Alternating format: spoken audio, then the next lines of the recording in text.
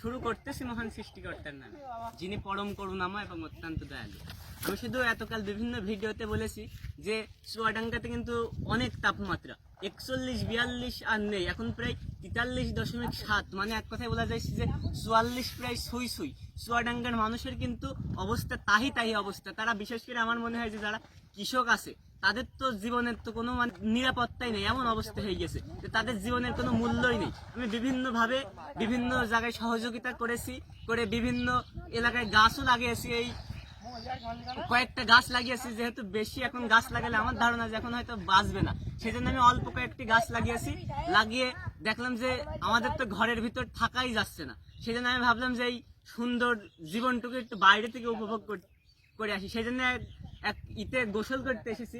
এটা জিন্দেগি না মিলেগি দুবারা, কারণ জীবন একবারই হয়। এই জন্য আমি এই সুন্দর মুহূর্তগুলো আপনাদের মাঝে আমি উৎসর্গ করতে চাই। বিশেষ করে যারা আমাকে ভালোবাসেন, ফলো করেন, তাদেরকে উৎসর্গ করে আজকের মতো এখানে বিদায় নিচ্ছি।